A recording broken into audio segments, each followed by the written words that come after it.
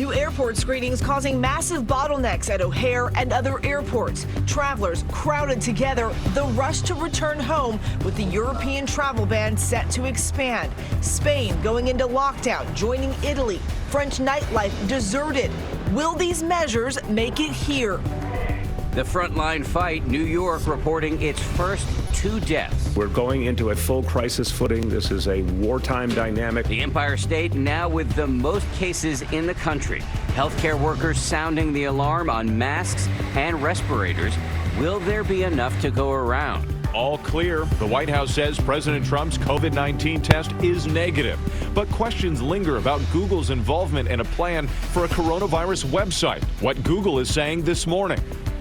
The nation's businesses adapting to the new normal and trying to stay afloat. The changes you could see as Americans make drastic shifts in their lifestyles. And shifting the stage. The young performers whose school musicals were curtains thanks to coronavirus, now finding a new way to shine. The Broadway actress putting them in the spotlight. Live from ABC News in New York, this is Good Morning America.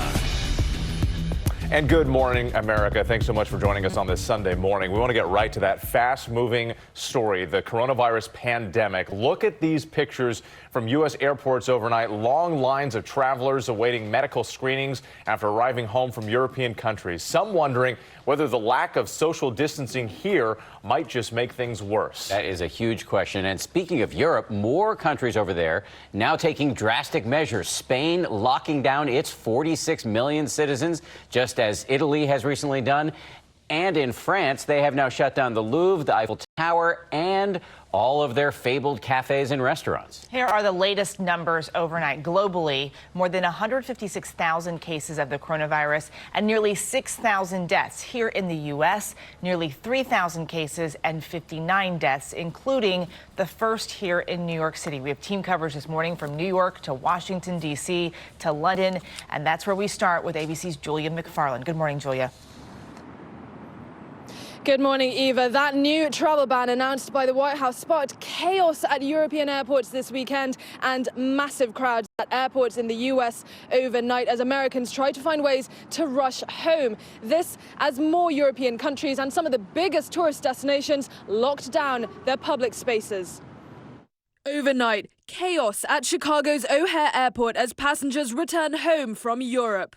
Thousands of travelers left standing in a crowd for hours, shoulder to shoulder, waiting to be processed through new enhanced COVID-19 screenings. Through customs and then another line to CDC where I had my temperature taken. Calling the crowds unacceptable, the governor of Illinois slammed President Trump and Vice President Pence, tweeting, "You need to do something now." Starting at midnight tonight, the U.S. is banning travel from the United Kingdom and Ireland. The number of travel-restricted countries in Europe rising to 28. Again, Americans in the UK or Ireland can come home. Legal residents can come home, but as the Secretary will detail, they will be funneled through specific airports and processed. This increased travel ban comes as most of Europe, now defined as a hot zone, goes on lockdown. Spain ordering 47 million residents to stay at home for at least 15 days.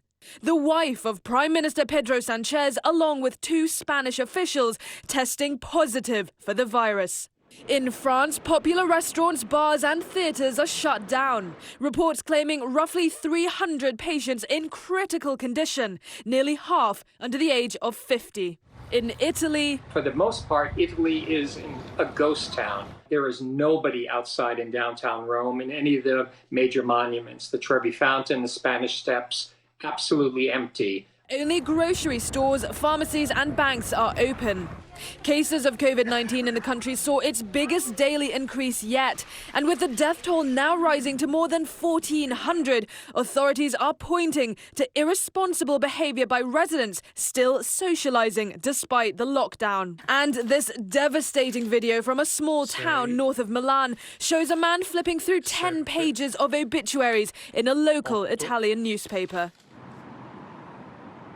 And the UK and Ireland are now added to that travel ban. Americans coming home from here will not be affected, but they will have to quarantine for 2 weeks when they get home. These details covered in a phone call between President Trump and Prime Minister Boris Johnson last night. Eva?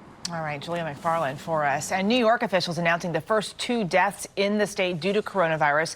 The news coming as local governments step up the fight to keep the virus from spreading. ABC's Ariel Reshef is here this morning. Good morning to you, Ariel. Good morning to you guys. As you mentioned earlier, Eva, overnight the number of cases surging to nearly 3,000 here in the United States. 32 states and the District of Columbia declaring a state of emergency as local officials work to curb this pandemic. This morning, the death toll rising across the United States as health officials try to mitigate the spread of COVID-19. In New York, officials reporting the state's first 2 deaths. A 65-year-old man with, quote, significant health problems passing away Thursday. 1 day later, an 82-year-old woman from Brooklyn succumbing to the virus. The governor saying she had emphysema, which contributed to her death. We're going into a full crisis footing. This is a wartime dynamic. New York now has the most cases in the country, more than 600. Catholic masses canceled as officials try to stem the tide. New York's soaring numbers raising alarm with officials across the country. This is a virus that does not threaten all segments of our society equally. Florida Governor Ron DeSantis saying travel could perpetuate the problem. You have a lot of flights back and forth between New York and Fort Lauderdale.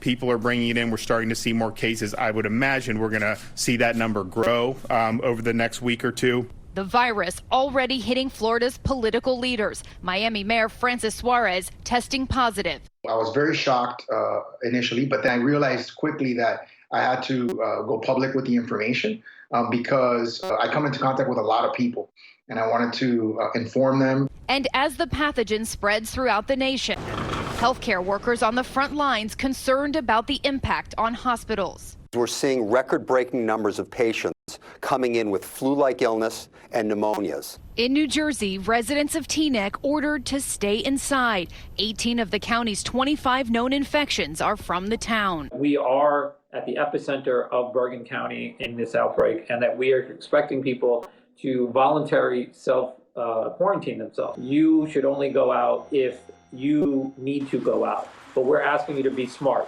In Ohio, a nurses union is demanding more protective equipment to safeguard against infected patients. We know that there's a limited supply of this right now, and so we are very concerned that when this virus peaks, that we have enough of this equipment for our nurses to take care of our patients properly. This as officials scramble to make more face masks and respirators available. The masks are being made by the millions and millions. We have plenty now, but we're ordering for the millions. We're ordering worst case scenario. And some counties near Philadelphia are now recommending the closure of non-essential business. Nearly 57,000 schools are expected to close or have closed so far. And you saw the mayor of Miami has contracted this virus. He's actually created a video diary to show the progression of this virus for him so that it hopefully will quell some concerns, some fears, because he's doing okay. Yeah, he's been very open about it. Yeah. I know your kids are stuck at home. We're stuck Ours at home. as well. It's just our new reality. Absolutely, for weeks to come. Ariel, thank you so much. Appreciate it. Overnight, the White House announcing that President Trump has tested negative for the coronavirus. And following some initial confusion, we're now getting new information about Google's involvement to create a national website containing testing information. ABC's Trevor Alt joins us from Washington with more. Trevor, good morning. Whit, good morning. Whether or not the president is sick, the threat of the spread is still there, and the White House is notably upping its precautions. The vice president sent out an email to the entire staff urging them to avoid physical contact, and every journalist there, all of us, had our temperatures taken before we could attend Saturday's briefing.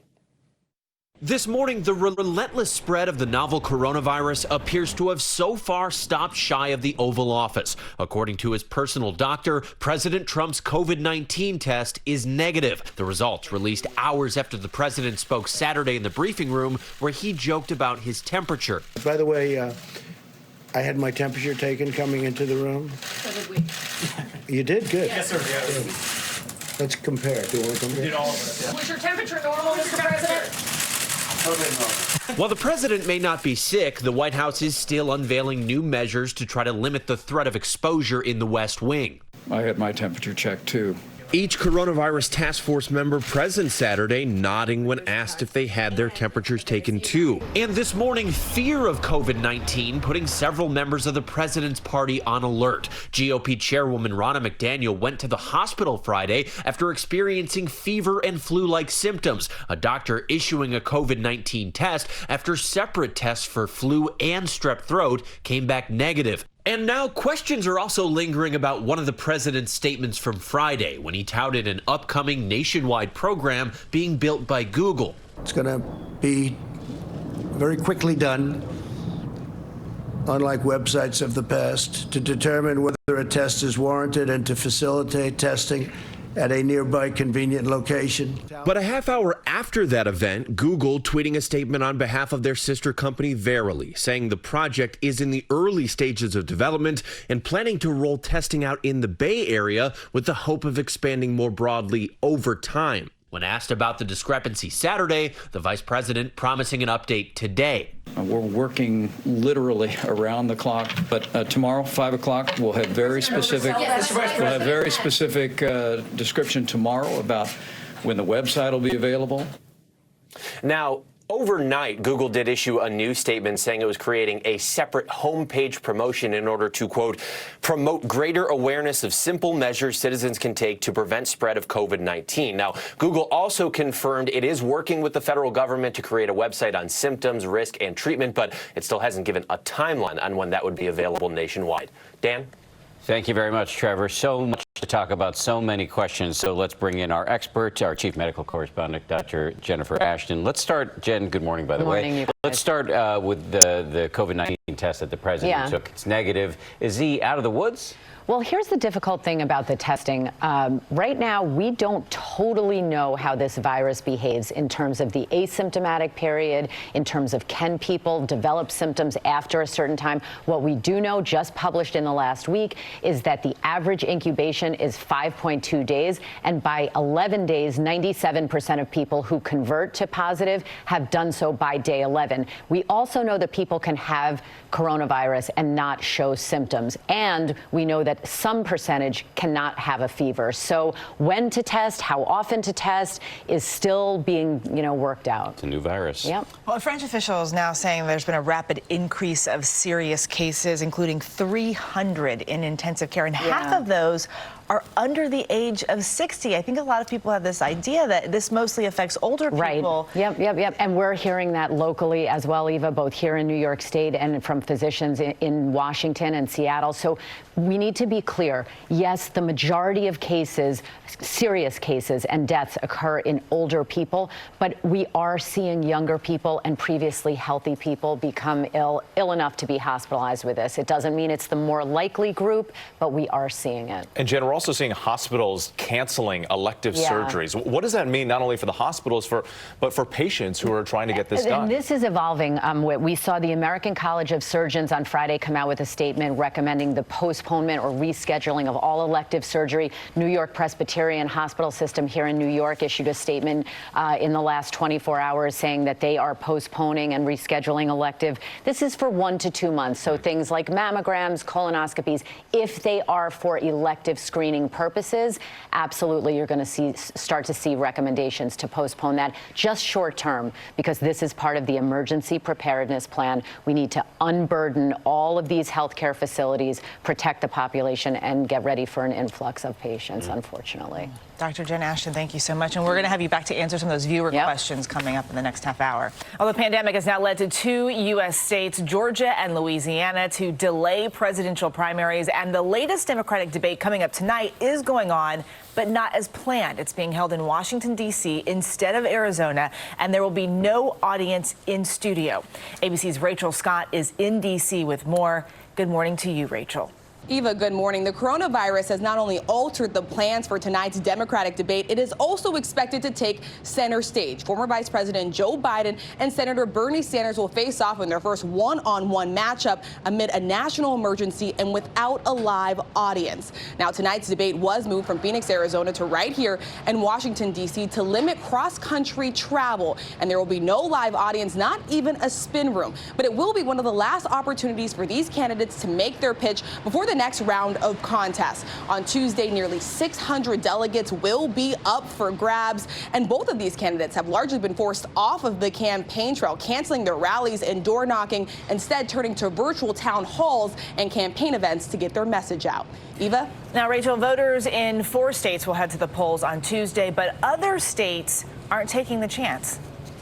That's right, Eva. Both Louisiana and Georgia have now delayed their primaries. State officials say they are concerned about 2 things: turnout, but also the health and safety of voters. They want as many people to come out and vote as possible, but do not want them to have to compromise their safety to cast their ballot. Eva? All right, Rachel Scott for us. Dan, over to you. Tricky times. Thank you, Rachel. Let's bring in ABC's Jonathan Karl, who will be hosting This Week later this morning. John, good morning. Let's talk about the impact of this pandemic on the Democratic race. Is Bernie Sanders now in a position where he simply cannot fully recover and get the nomination, but can, however, do a lot of damage to Joe Biden in the meantime? And does the postponement of certain primaries only prolong that process? And I guess on top of all that, does any of this matter when most of the country's paying attention to coronavirus? Well, I mean, it certainly matters because one of these two will be going up against Donald Trump in the general election. But, Dan, it was already going to be a very tough road for Bernie Sanders to catch up. Now, we have 4 primaries on Tuesday. These are 4 states, big states. We're talking about Florida, Ohio, Illinois, Arizona, that are going to be voting on Tuesday. Those have not been postponed. Those are also, by the way, 4 states that Bernie Sanders lost 4 years ago and where he is behind now.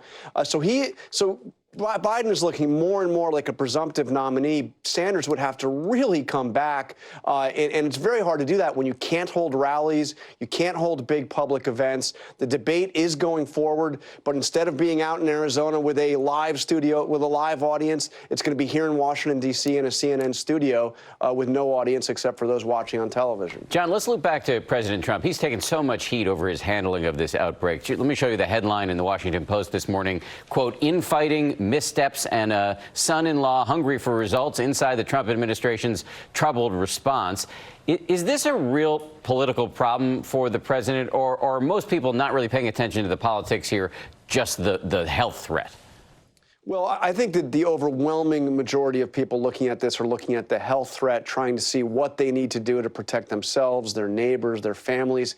The politics will come later. It's come now for some, but for the overwhelming majority of people, it will come later. But look, Dan, this may end up being a defining moment for the Trump presidency. It's certainly the biggest crisis he's had to face, and how he handles this will certainly be something that's going to be on voters' minds in November. John, we really appreciate your analysis on a Sunday morning. Thank you very much. I want to remind everybody, tune in later this morning to This Week. John is going to go one-on-one with Dr. Anthony Fauci, a key figure in all of this, and the Treasury Secretary Steve Mnuchin. Plus, the Powerhouse Roundtable will be debating the president's response to COVID-19 and what is next in the 2020 race. It's all coming up later this morning on This Week. And while I have you, a reminder for the latest on all the news in this very busy time, tune into our new streaming service, ABC News Live. All right, let's switch gears here for a moment. Get a check of the forecast. Rob Marciano is here. Hasn't felt like much of a winter on the East Coast. No. Other parts of the country, different story. And this is, as you know, a great time to go skiing this time of year. It can be spring skiing, could be powder, but about 50 or more resorts have closed just in the past day or so because of the virus. And folks getting up to, say, Lake Tahoe, stuck on I-80. This is Truckee westbound lanes shut down because of the heavy snow there. Winds gusting 115 miles an hour. It's Alpine. They have shut down, not because of the snow, but because of the wind. Meanwhile, Portland, Oregon, in the southwest hills there at a little bit higher elevation, 500 feet or so, snow falling, and they're seeing some of their trees blossoming too. So this is very late in the season to get snow in Portland. There's a cold core low that's dipping down into California. That's where the snow is getting into Tahoe, and this is a slow-moving storm. So we're looking at another couple of days of rain in the valleys, snow in the mountains. Could see 4 to 6 feet of it before this traverses into the plains, looking for a severe weather threat next week on Tuesday and Wednesday. That's the latest national weather. Time now for a look at your local forecast. Good Sunday morning. I'm Stormwatch 7 meteorologist Ryan Miller. We've got some showers out there, a few flakes west of Washington. All of that activity, the moisture's coming to an end through midday. Staying cloudy, though, with temperatures cool, 51 degrees. Mostly cloudy tomorrow, 54. Heading into Tuesday for St. Patrick's Day, we're going to see a milder day, 65 degrees.